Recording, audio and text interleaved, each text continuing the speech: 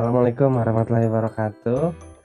Salam semangat pembelajar. Oke, rekan-rekan mahasiswa, selamat datang kembali di mata kuliah Workshop Wirausaha.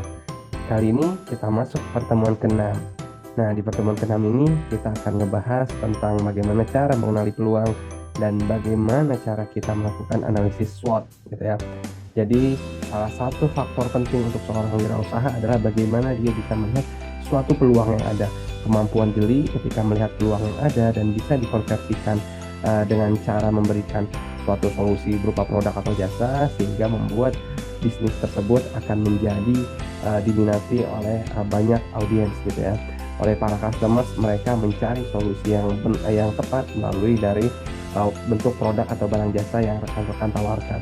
Jadi kemampuan melihat ide awal ini ketika melihat permasalahan ini hal yang sangat penting. Tidak semua orang bisa melihat peluang tersebut dengan cara yang sama, gitu ya. Jadi kemampuan ini mesti diasah dan kemampuan ini tetap terus harus kita jaga jika kita bisa melihat peluang tersebut dan kita lihat bagaimana cara memberikan solusinya dalam bentuk produk bisnis seperti itu. Seseorang yang mengenali bagaimana peluang tersebut, akhirnya dia bisa juga mengenali potensi dirinya sehingga dia cenderung memiliki kemampuan untuk memanfaatkan peluang yang ada. Karena dengan potensi diri yang dia punya, dia bisa melakukan solusi terhadap permasalahan-permasalahan yang ada, gitu ya.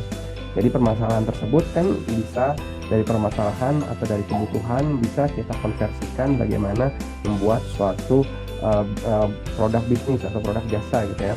Nah, di sini kita harus bisa namanya melakukan strategi SWOT. Apa itu SWOT? SWOT itu terdiri dari strength, bagaimana kekuatan kita. Lalu kita juga bisa melihat dari sisi weakness-nya, gitu ya, weakness, kelemahan-kelemahan yang kita punya seperti apa, gitu ya. Terus habis itu opportunity yang bisa kita ambil seperti apa, dan kemudian threat, ancaman, gitu ya. Jadi dari SWOT ini, SWOT ini kita bisa membuat matrix dan kita bisa membuat list dan kita bisa membangun strateginya. Misalkan strategi SW apa, kita punya kekuatan dan kita kelemahan.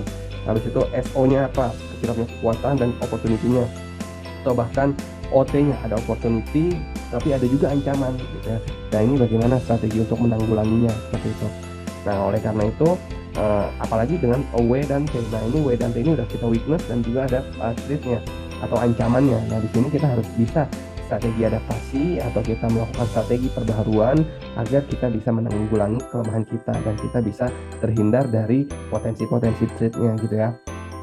Apa aja contoh strength itu bisa lihat bagaimana misalkan budaya kerja kita, bagaimana kegiatan manajerial kita dari sisi SDM-nya, apakah SDM-nya berkualitas, berpengalaman, ya seperti itu. Atau juga dari sisi lokasi strategis, atau bagaimana dari modal yang cukup, peralatan yang mumpuni ketika membuat suatu produk di bidang operasinya dan lain sebagainya.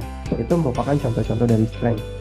Nah, contoh-contoh dari weakness kita bisa lihat misalkan seperti proses research and development-nya, apakah kita proses R&D-nya jelek, atau kita bagaimana cara membuat kegiatan research and development ini lebih bagus, bagaimana saluran distribusi produk dari awal sampai akhir, bagaimana proses-proses keuangan kita, apakah pembukuannya sudah baik atau belum. Nah, itu bisa menjadi weakness kita juga tuh jika kita tidak bisa mempunyai sistem yang baik. Lalu ada opportunities, O-nya itu apa? Bisa kita lihat bagaimana kondisi demografi suatu daerah, bagaimana keberagaman budaya, akhirnya kita bisa melihat peluang di sana, menyesuaikan dengan budaya yang ada atau sisi demografinya.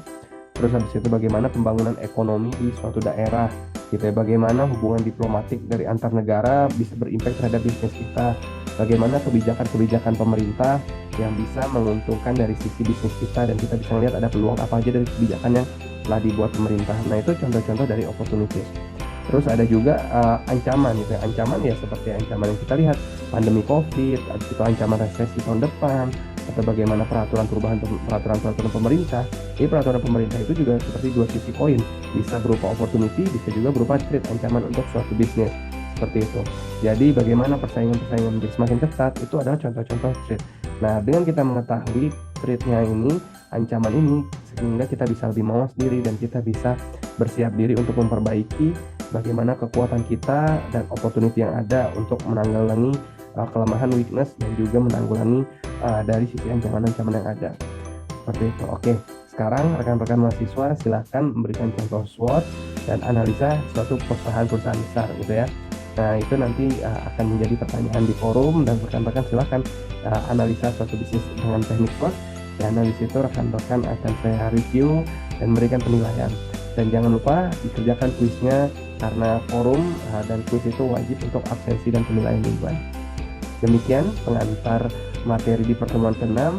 Selamat belajar, sampai jumpa di pertemuan selanjutnya. Saya Muhammad Al Faruq Abdul Undur diri. Assalamualaikum warahmatullahi wabarakatuh. Dadah.